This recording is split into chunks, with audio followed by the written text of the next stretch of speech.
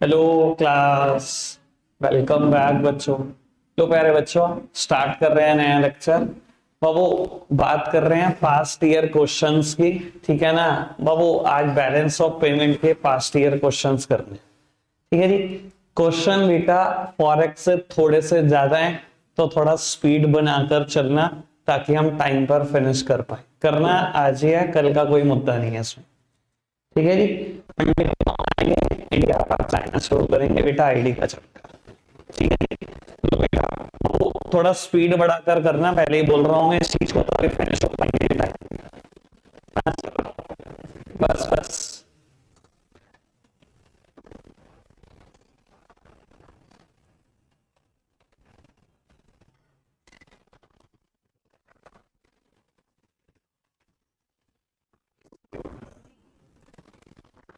Answer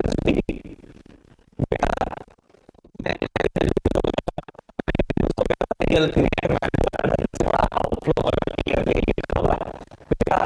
बोरो ये तो confirm है बेटा, ट्रांजेक्शन है। ठीक है। ठीक है जी। आगे बढ़ाते हैं बेटा बात को। और इसको लिखा हुआ है लेकिन बात है एक चीज आप बेटा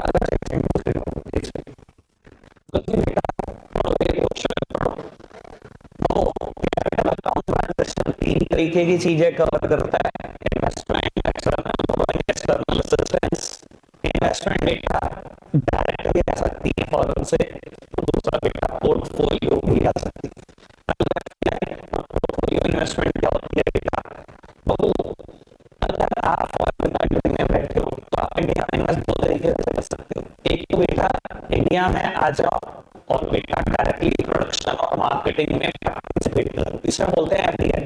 इंडिया में आकर अपने प्रोडक्ट भी मैन्युफैक्चर किया, मार्केटिंग भी करी, डायरेक्टली बेटा प्रॉफिट पर रिलाई कर रहे हो, एफडीआई। और दूसरा होगा बेटा पोर्टफोलियो इन्वेस्टमेंट किया, फॉरेन कंट्री में बैठे हो, अपने देश में बैठे हो, इंडिया में क्या कर रहे हो, मेरे पास इंडिया की अच्छी कंपनीज के शेयर खरीद रहे हो, डिबेंचर पर खरीद रहे हो, you are relying on the dividend income as well as on the interest income. आप डायरेक्टली प्रॉफिट नहीं कमा रहे बैठे हो। एचडीएफसी बैंक के शेयर खरीद कर बैठ गए, अच्छी कंपनी। रिलायंस के शेयर खरीद कर बैठ गए, इन्फोसिस के शेयर खरीद कर बैठ गए, बट डिविडेंड पे रिलाई कर रहे हो और इंटरेस्ट पे रिलाई कर रहे हो। आप कोई डायरेक्टली प्रोडक्शन और मार्केटिंग तो नहीं कर रहे हैं। ऐसी इन्वेस्टमेंट बोलते हैं पोर्टफोलियो इन्वेस्टमेंट। ठीक है जी। समझ में आया बात? ये बात बेटा एलपीजी में हुई है, चैप्टर में फॉरेन इन्वेस्टमेंट लगे तो छोटा सा मुद्दा था, मैंने समझाया था कि फॉरेन इन्वेस्टमेंट दो तरीके से आते हैं। ठीक है जी। और ठीक है, तो बेटा पढ़ना फटाफट से, आंसर भी मैं क्लियर करने का समझ में आया, फटाफट से करो।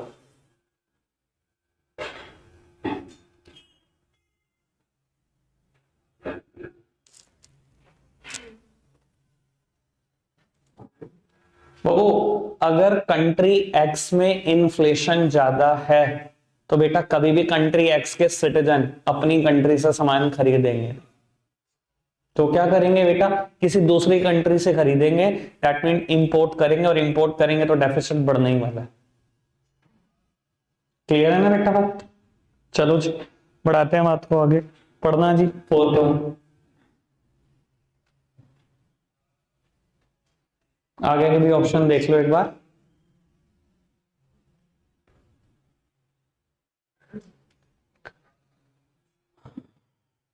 ठीक है जी। बेटा सिर्फ करंट अकाउंट ट्रांजैक्शन से डेफिसिट अराइज नहीं होगा बीओपी में, सिर्फ कैपिटल अकाउंट ट्रांजैक्शन से अराइज नहीं होगा। अराइज किससे होगा? प्रैक्टिकली ऑटोनोमस ट्रांजैक्शन से। अकाउंटिंग ट्रांजैक्शन तो कवर करने के लिए की जाएंगे इसको। ठीक है ना जी? कोई दिक्कत कोई परेशानी तो नहीं इस चीज में? चलो जी आगे बढ़ाओ जी बात को, फटाफट से आंसर करो इसका।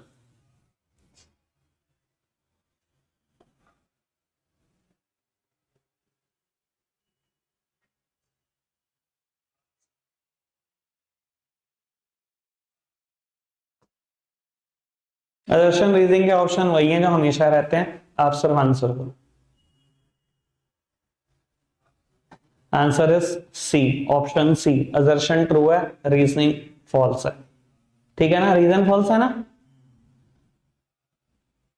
बेटा? ये अकोमोडेटिंग ट्रांजैक्शन होती हैं। ठीक है, आगे बढ़ाओ जी। क्वेश्चन नंबर 6 पढ़ना। इस बार गलती ना करियो शिविका, वर्ड जो लिखा हुआ उस पर फोकस कर। क्या लिखा हुआ है? आउटफ्लो। और बेटा फॉरेन से पोर्टफोलियो इन्वेस्टमेंट आ रही है। इन्वेस्टमेंट कैपिटल अकाउंट ट्रांजैक्शन का पार्ट है, तो कैपिटल अकाउंट और डेबिट साइड। लो जी, इसका आंसर इन्होंने गलत दिया हुआ है, पर आप ठीक बोलना। पढ़ो फटाफट से। बीओटी का मैंने फॉर्मूला बताया था तुम्हें, बताया था ना। बैलेंस ऑफ ट्रेड क्या होता है? एक्सपोर्ट ऑफ गुड्स मतलब visible item minus import of goods only, services नहीं। आंसर क्या है? बीओटी इंक्रीज हो रहा है कि नहीं हो रहा? 50 रुपए से इंक्रीज हो रहा है, यहाँ डिफरेंस 200 का है, यहाँ 250 का है, इंक्रीज हो रहा है ना। इनका आंसर मत दे, ये तो कुछ भी कर सकते हैं। लो ये पढ़ना फटाफट से। मुझे तो बी ऑप्शन ठीक लग रहा है इसका, पता नहीं क्यों।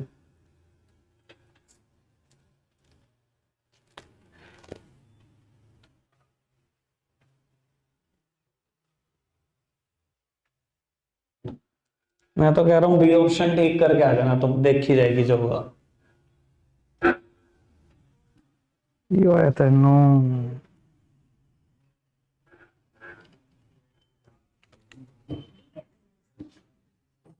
बाबू, answer is option number D. ठीक है जी, चलो। वैसे ये नहीं होना चाहिए production and sale of cycle in India will rise. Petrol महंगा हो रहा तो साइकिल पे आ जाओ, ऐसे। लो ऑप्शन, चलो ये है आपके सामने।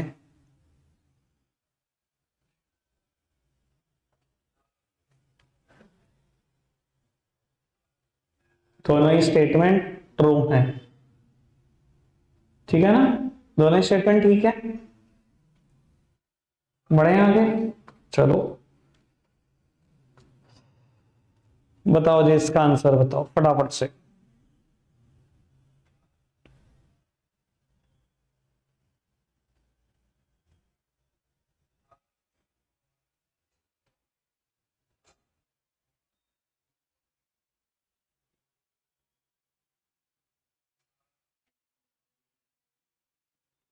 Answer is option number A, BOT improve हो गया। बाबू 280 माइनस 240, 40 रुपए का बीओटी है यहाँ पर, यहाँ 80 हो गया, तो इंप्रूव भी तो हो गया बीओटी। ठीक है जी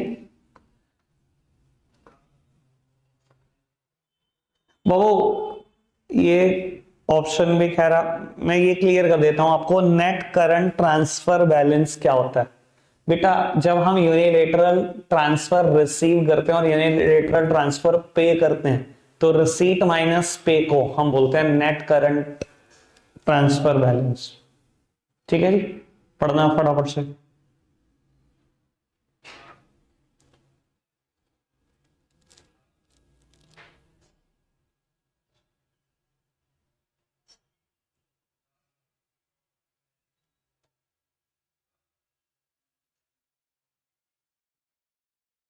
आंसर इज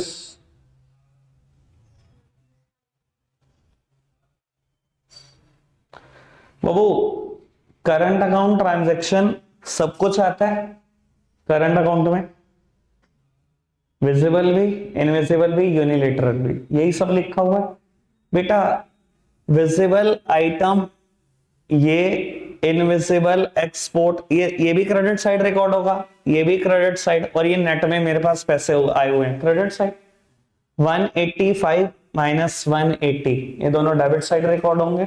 5 रुपए सरप्लस ही है, मतलब 5 करोड़ जो भी है। लो पढ़ना फटाफट से, 12th पढ़ो।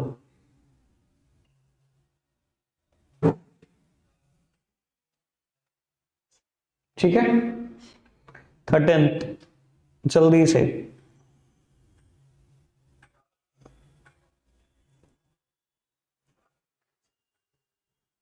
सिंपल,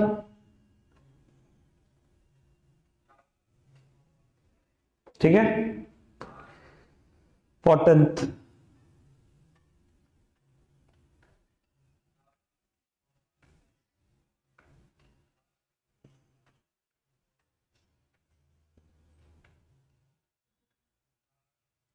ठीक है, D1। ये बताओ, 1 मिनट का क्वेश्चन है ये।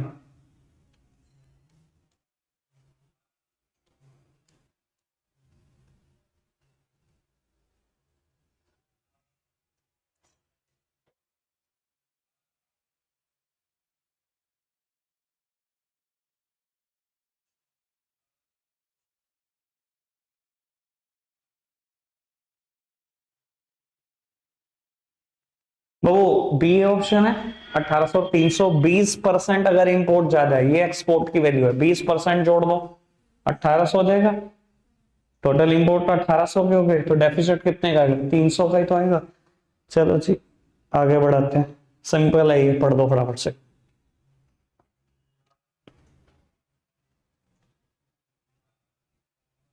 ठीक है, एक क्वेश्चन आने वाला है तुम्हें फंसाने वाला, पढ़ना फटाफट से। असर्शन रीजनिंग के ऑप्शन जो होते हैं वही हैं आप, एमल्गेशनल मिक्सचर, हाइब्रिड सिस्टम।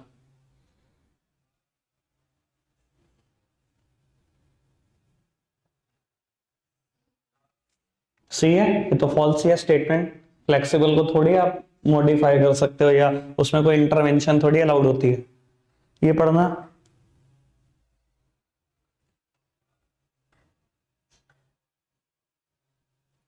ये बताओ आंसर क्या।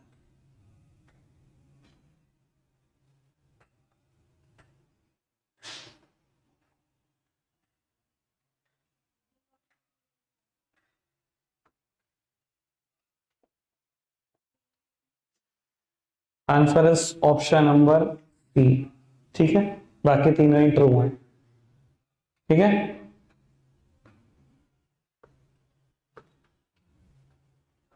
पढ़ना।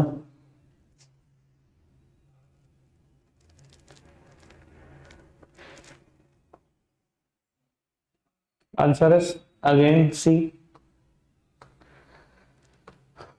ये बताओ,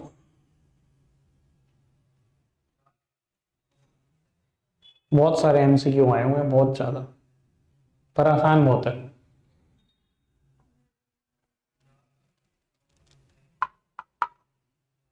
not an example of invisible. Babu, answer is option number D, merchandise linked transaction, goods linked transaction. Goods से लिंक ट्रांजैक्शन इनविजिबल थोड़ी होती है, वो तो विजिबल होती है ना। ठीक है ना, ये तीनों ही सर्विस की बात है, ये तीनों ही इनविजिबल है, पर ये इनविजिबल नहीं, विजिबल ट्रेड है। ठीक है, चलो जी, लो फटाफट से आंसर करो। ऑप्शन नंबर बताना आंसर में सिर्फ, ए बी और सी और D. Answer is option number B. भैया बीओपी दो कैटेगरी में तो डिवाइड है, करंट और कैपिटल में तो डिवाइड है, ये कौन सी कैटेगरी है, करंट अकाउंट ट्रांजैक्शन और कैपिटल अकाउंट ट्रांजैक्शन ही तो है। लो, करेक्ट पेयर चूज करना है आपको, करेक्ट पेयर चूज करो आप।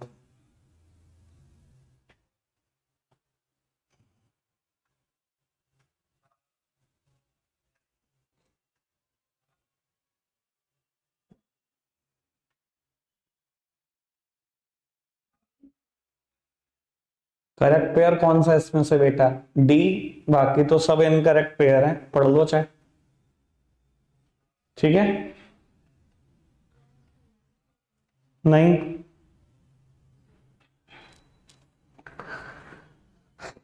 कुछ भी।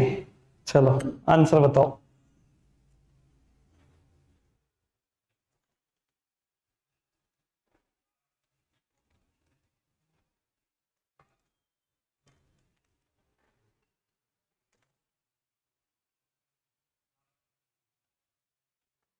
क्या है आंसर, 40,000 करोड़।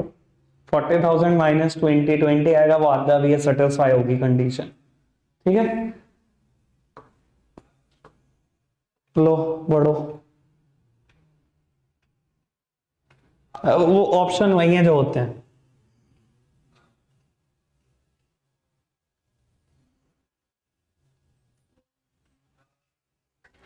मैंने तो एक बात रियलाइज कर ली अभी तक जितना पढ़ा, कि असर्शन और रीजनिंग अगर बीओपी या फॉरेक्स से आ जाए तो सी ऑप्शन मार्क करना है। कल भी 2-3 आए थे, सबका आंसर सी था, 3 आगे, सबका आंसर सी है। ठीक है ना, कुछ नहीं पढ़ना बेटा, सीधा सी मार्क करो, देखी जाएगी आके मैच करते हैं। ठीक है, वैसे ये बात अगले उसमें गलत हो जाएगी। अभी 2 क्वेश्चन और आने वाले हैं जिसमें दर्शन रीजनिंग का आंसर सी नहीं होगा, 2 आएंगे और जिनका आंसर लगातार होगा पता लग जाएगा। 24th का दर्शन, लो बेटा पढ़ो।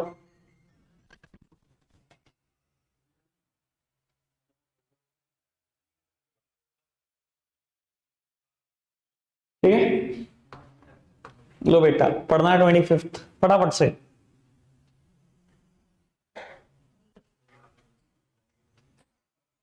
बाबू अब आंसर क्या है?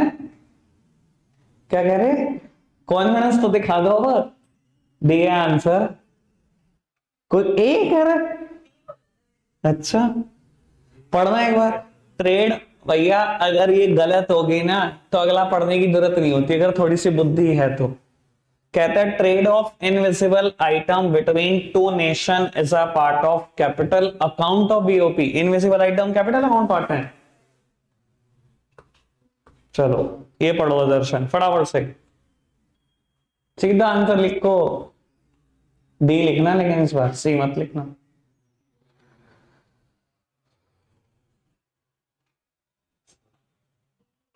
इस तो मैंने भी तो वही कहा, डी लिखना। मैंने सोचा था आपका ही खराब है फिर। लो बेटा बाबू, अगर रिसीट और पेमेंट वो बोल रहा है करंट अकाउंट ट्रांजैक्शन की इक्वल है तो करंट अकाउंट सरप्लस जनरेट होगा, बैलेंस जनरेट होगा। इससे तो यही गलत है, बस फिर क्या पढ़ना होता है। चलो फटाफट से 1 मिनट लगाओ, ये जल्दी बढ़ो।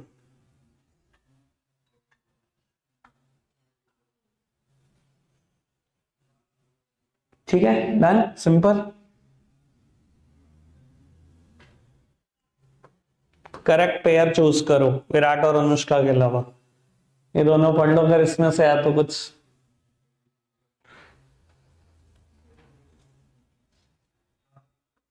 बाकी तो ऑप्शन ऐसे पढ़ाने भी नहीं थे, तो फॉर्मेलिटी है। क्या था आंसर? बी था आंसर। बिल्कुल नहीं पढ़ना। करंट अकाउंट सरप्लस क्या होता है? करंट अकाउंट का सरप्लस वो तीनों ट्रांजैक्शन से अगर रिसीट ज्यादा जनरेट होंगी पेमेंट से तो सरप्लस ही होगा। ये पढ़ना फटाफट से, 1 मिनट लगाओ। एमसीक्यूज ही नहीं खत्म होने का नाम ले रहे भैया। चलो बढ़े आगे। करेक्ट पेयर चूज करना है बेटा, फटाफट से चूज करो करेक्ट पेयर।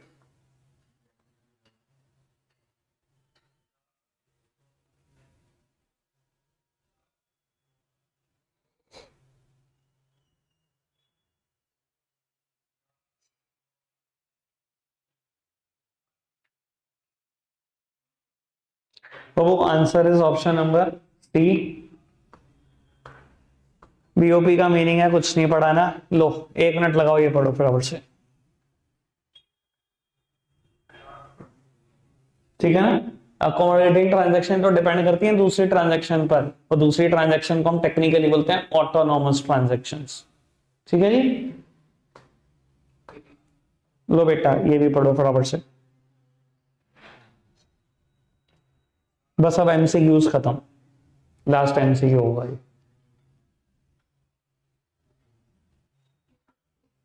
ये पढ़ ले पहले, छुट्टी तो करा दूंगा आज मैं। किसने? अच्छा विशेष की करता हूँ भाई। डन, अब देख लो जरा कराना क्या है।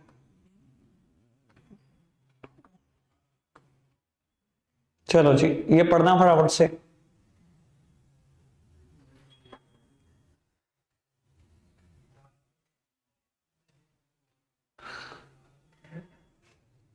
ठीक है,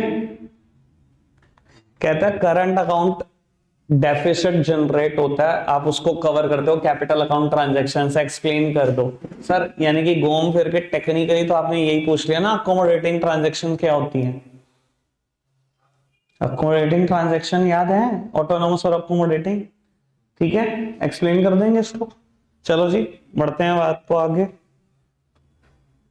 बाबू कुछ नहीं है, सिंपल क्वेश्चन है, ऑटोनोमस और अकोमोडेटिंग का डिफरेंस बताना है, बैच में बताया था। लो ये बताओ मेरे को फटाफट से आंसर, थोड़ा स्पीड बढ़ा लो, कौन सा ट्रू है कौन सा फॉल्स फटाफट से बता दो।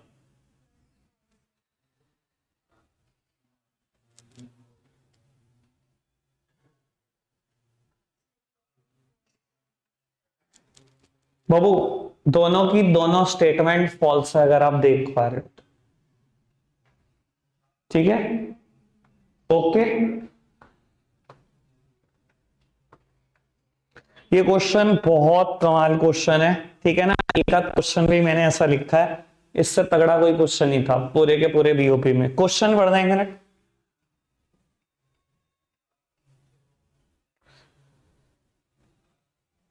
बेटा कहता है trade deficit must exist if a country is facing a situation of current account deficit, defend और रिफ्यूट। बेटा इस स्टेटमेंट को डिफेंड करने मत बैठते ना, रिफ्यूट कर रहे हैं स्टेटमेंट को। क्यों? ट्रेड डेफिसिट का मतलब होता है बीओटी का डेफिसिट, ट्रेड का डेफिसिट, बेटा बैलेंस ऑफ ट्रेड का डेफिसिट। बेटा कहता है बीओटी में जबरदस्ती है कि डेफिसिट होगा ही होगा, मस्ट एग्जिस्ट अगर करंट अकाउंट में डेफिसिट होगा। ये क्या जबरदस्ती है बेटा? एक मिनट के लिए मेरी तरफ देखना। मैं अगर आपको कहूं विजिबल आइटम आपने इंपोर्ट करी 300 करोड़, एक्सपोर्ट करी 400 करोड़, इनविजिबल आइटम इंपोर्ट करी 500 करोड़, एक्सपोर्ट करी, यूनिलेटरल ट्रांसफर आपने पेमेंट करी, कुछ भी समझ लो, और बेटा आपको रिसीव हुए। एक बात बताओ पहले मेरे को, क्या करंट अकाउंट डेफिसिट जनरेट हुआ कि नहीं हुआ? भाई 1600 करोड़ के टोटल पेमेंट गई है हमारी कंट्री से, आई है 700 करोड़, 900 करोड़ का डेफिसिट है कि नहीं है? डेफिसिट है। क्या बीओटी में डेफिसिट है? बीओटी तो सरप्लस है। तो उसने कहा बीओटी में डेफिसिट 100% होगा, मस्ट एग्जिस्ट। मस्ट एग्जिस्ट का मतलब समझते हो ना, एग्जिस्ट करेगा ही करेगा अगर करंट अकाउंट में डेफिसिट होगा। भैया ये क्या बात कर रहे हो? ठीक है ना जी। तो बेटा करंट अकाउंट में डेफिसिट एग्जिस्ट भी कर रहा है और बीओटी में नहीं भी कर सकता, ये क्या बात हुई? ठीक है ना। लो एक बार पढ़ दो इनका आंसर, ये क्या लिखते हैं, क्वेश्चन भी एक बार दोबारा ढंग से पढ़ लो।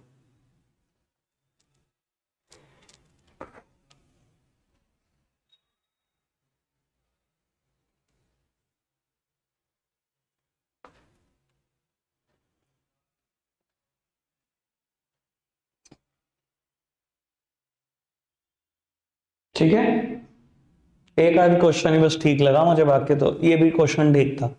बाबू कहता है give the meaning of BOT and balance on current account of BOP account. बेटा बीओटी तो सिर्फ हो गया export of goods minus import of goods, ठीक है, और करंट अकाउंट में क्या क्या क्या, तीनों आ गया, ठीक है ना, गुड्स भी आ गया, सर्विसेज भी आ गई, यूनिलेटरल ट्रांसफर भी आ गया। डिफरेंस इन्होंने ठीक ठाक लिखा था तो मैंने सोचा मैं यहीं से पढ़वाऊंगा, एक बार आपको पढ़ना जरा, आंसर बहुत सही लिखा है, कमाल।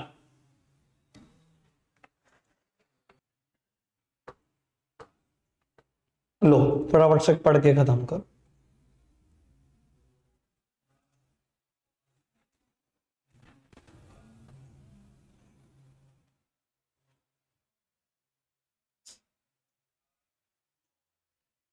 ठीक है ना जी, बढ़िया लिखा हुआ है, ऑल ओके। चलो जी बेटा कुछ नहीं, कैपिटल ट्रांजैक्शन को एक्सप्लेन करना है, investment to from abroad, borrowing to and from abroad, change in forex reserve, broad category current account transaction की, तीनों पता है आपको। काम का क्वेश्चन, ज्यादातर बच्चे कंफ्यूज होंगे, where will be sale of machinery to abroad be recorded in BOP account, फटाफट से बता। Credit side of, credit side of current account. बेटा अब ये मत लिख देना credit side of capital account, ज्यादातर बच्चों के दिमाग में जाता है वो कैपिटल, वो बैलेंस शीट। बेटा बता दिया कैपिटल अकाउंट के तीन ही कंपोनेंट होते हैं, borrowing to and from abroad, investment to and from abroad और चेंज इन फॉरेक्स रिजर्व। बेटा ये गुड्स है, मशीनरी भी गुड्स है एज पर बीओपी, ठीक है, इसमें गड़बड़ नहीं चाहिए बिल्कुल भी। चलो बढ़ना फटाफट से, आंसर हो जाएगा, बस क्वेश्चन पढ़ दो, ये पढ़ो, हो जाएगा आंसर। ठीक है, कंपोनेंट लिखे जाएंगे करंट अकाउंट और कैपिटल अकाउंट दोनों के, तीन तीन कंपोनेंट, कुछ नहीं है। मीनिंग ऑफ बीओपी डेफिसिट लिखा जाएगा। इनविजिबल आइटम में क्या क्या आता है लिखा जाएगा, कुछ नहीं है। इनविजिबल तो पता है ना, सारी सर्विसेज लिख दोगे, पढ़ना। What does a BOP account shows, पूरी डेफिनेशन लिखनी है। Name the two part of BOP, वो लिखे जाएंगे कैपिटल और करंट अकाउंट, पढ़ना फटाफट से। ये बताओ फटाफट से answer. Okay, foreign investment in India, credit side capital account, ठीक है। ये बताओ फटाफट से आंसर।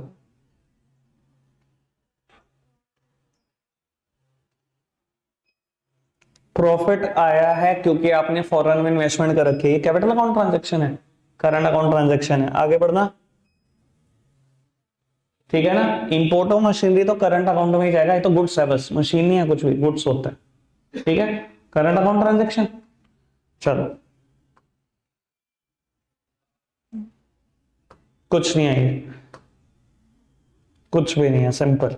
ये पढ़ो जी, ये पढ़ो फटाफट से, ये आंसर करो। कहां जाएगा बस ये बताना है, क्रेडिट और डेबिट साइड ऑफ करंट और कैपिटल, ये बताओ।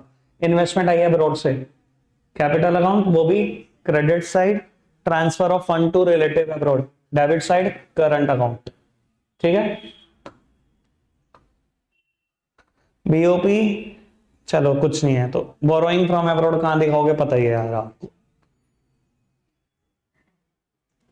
बेटा ट्रेड बैलेंस का मतलब क्या हुआ, बीओटी बैलेंस्ड है, मतलब export of goods is equals to import of goods.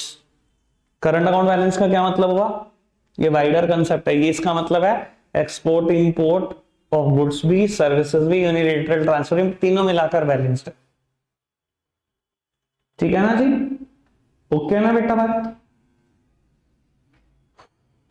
ये पढ़ो, ये बताओ बेटा फटाफट से, ट्रू फॉल्स।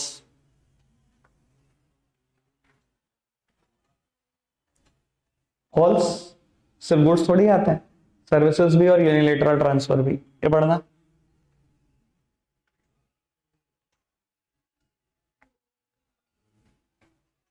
ठीक है, ट्रू। बाबू एक बार ये छोड़ देना, इसमें कुछ डाउट है मुझे अभी, आप सब सेकंड पार्ट पढ़ दो। फॉल्स, मशीन गुड्स है, बस करंट अकाउंट है, लो पढ़ना।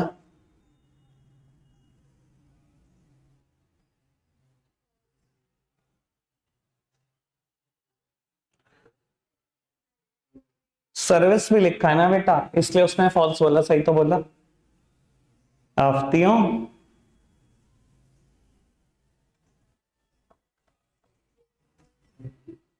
बेटा एक्सटर्नल असिस्टेंस का क्या मतलब है, बाहर से जब लोन मिल जाता है, बोरोइंग्स मिल जाती है, ठीक है, वो तो आता है ना, ये भी फॉल्स है। लो बेटा होंगे खत्म, अब दो तीन रहते हैं, अब सिर्फ दो तीन या तीन रहते हैं। आप क्वेश्चन पढ़ दो, बी पार्ट सिंपल है, नहीं पढ़ना। ए पार्ट पढ़ दो, ए पार्ट पेपर में आ जाए ना तो आधे बच्चे कंफ्यूज हो जाएंगे। सर मैंने क्या कहा था, एक दो क्वेश्चन ही ऐसे हैं, ठीक है ना, जो तुम्हें कभी नहीं मिलता, वो लिखा है मैंने, पढ़ो। Differentiate between the concept of demand for domestic goods and services and domestic demand for goods and services. हाँ आराम से ठंडे दिमाग से, ऐसे नहीं लिखा, वेरी गुड, क्वेश्चन में बात है। डिफरेंशिएट करना है दो कंसेप्ट में, demand for domestic goods and services और domestic demand for goods and service. एक बार मैं वैसे बताने की कोशिश करता हूं, मेरा ख्याल समझ में आ गया होगा दूसरी बार पढ़ के। कहता है demand for domestic goods and service, बेटा मेरे डिमांड आई है domestic goods and service, India के गुड्स एंड सर्विस के डिमांड। अब बेटा वो हो सकता है इंडिया से आई हो सकता है फॉरेन से आई हो, सारी डिमांड आएंगी ना इसमें। लेकिन यहां पर है domestic demand for goods and service. बेटा जब डोमेस्टिक डिमांड मेरे देश की डिमांड है, लेकिन गुड्स और सर्विस तो कहीं के भी हो सकते हैं, वो इंडिया के भी हो सकते हैं, वो फॉरेन के भी हो सकते हैं। ठीक है ना जी, पढ़ दो आंसर, बहुत बढ़िया लिखा है इन्होंने, बहुत ही बढ़िया।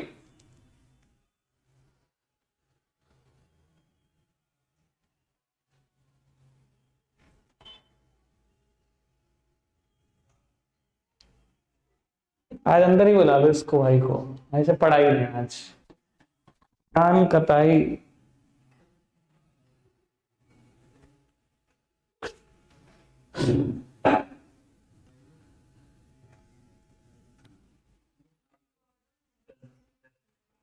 क्या चीज बाबू? नहीं ये एक, अच्छा क्या कह रहे हो कि ब्रॉड और नैरो कैसे डिफाइन किया? कहता है demand for domestic goods and service. बस ये है ना कि ये तुम कह सकते हो एक नेशनल कंसेप्ट है कि वर्ल्ड वाइड से डिमांड आई हुई है। ठीक है, तो ये नेशनल कंसेप्ट है, ये टेरिटोरियल कंसेप्ट है। ठीक है जी, कोई दिक्कत कोई परेशानी तो नहीं? बस बाकी तो लगभग लगभग सिमिलर सही है।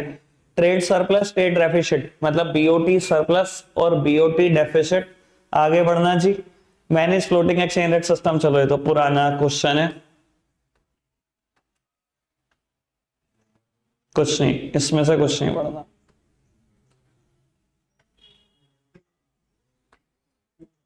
बाबू ये पढ़ना क्वेश्चन फोर्थ का सेकंड पार्ट, सही से विजिबल नहीं हो रहा है ना?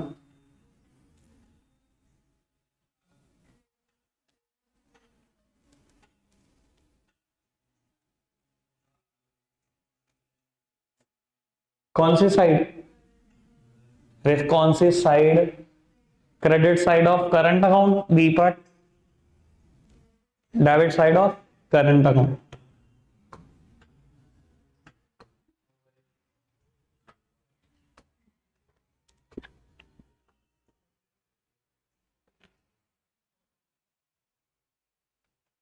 बाबू कहता है define trade surplus how it is different from current account surplus. ये बीओटी का सरप्लस है और करंट अकाउंट का सरप्लस होना एक थोड़ा सा वाइडर कंसेप्ट है, मतलब तीन चीजों की बात आ जाती है। कहता है Indian rupee plunge to all time low of 74.48 against the US dollar. बेटा Indian rupee all time low पर है, ठीक है ना, डेप्रिसिएशन ऑफ इंडियन करेंसी है। कहता है in the light of above discuss the impact of situation on the Indian imports. बेटा डेप्रिसिएशन से एक्सपोर्ट बढ़ जाते हैं, इंपोर्ट पे इंपोर्ट डिस्करेज होंगे क्योंकि इंपोर्ट बड़ा कॉस्टलियर हो जाएगा ऐसे केसेस में। ठीक है ना, $1 पहले सोचो 70 रुपए का था, तो 70 लाख रुपए देते थे आप तो 1 लाख का इंपोर्ट कर पाते थे, $1 लाख का। अब बेटा अगर ये रेट हो चुका है तो बेटा 74,48,000 देने पड़ेंगे, तब $1 लाख का गुड्स इंपोर्ट होगा। इंपोर्ट कॉस्टलियर हो जाएगा ऐसे केसेस में। ठीक है ना, इंपोर्ट डिस्करेज होते हैं ऐसी सिचुएशन है। ऑल दो पिछले चैप्टर का क्वेश्चन है, पता नहीं कहां से आ जाता है। ये क्वेश्चन ठीक ठाक था, ये पढ़ना।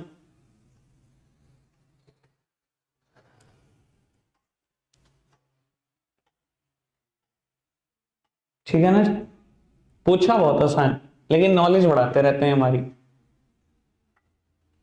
ठीक है, करेंसी डेप्रिसिएशन से एक्सपोर्ट बढ़ते ही तो है, एक्सप्लेन कर दो कि पिछले चैप्टर का क्वेश्चन है। ठीक है जी, और देख लो मैं कुछ है तो, कुछ नहीं है, ऐसे ही होगा बोर्ड में भी कवर होना, कुछ नहीं आता, कुछ नहीं।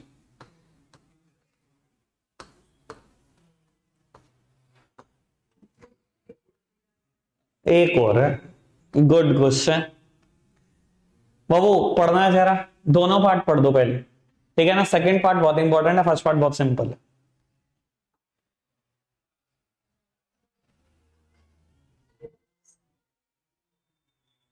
बेटा Indian investor lends abroad, Indian investor ने फॉरेन में लोन दिया, current sorry capital account transaction है, तो पैसा गया तो बेटा on the debit side record होगा। कहता है explain the impact of this lending on market exchange rate, impact क्या पड़ेगा एक्सचेंज रेट का, ये बताओ।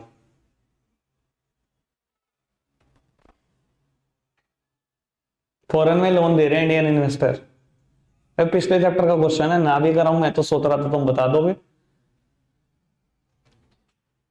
अब जाने तो बेटा ये तो बताना पड़ेगा, और अगर नहीं बताया गया ना भाई साहब 1 घंटा और बिठाऊंगा।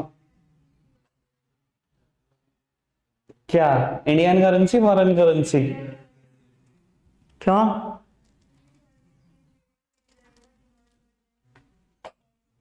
किसकी डिमांड बढ़ेगी, 1 सेकंड। तो फॉरेन एक्सचेंज की बढ़ेगी तो फॉरेन एक्सचेंज का बढ़ना चाहिए ना, डिमांड बढ़ेगी तो प्राइस उसका बढ़ेगा ना, तो इंडियन करेंसी तो डेप्रिशिएट नहीं करेगी। हाँ 1 सेकंड 2 सेकंड ले ले।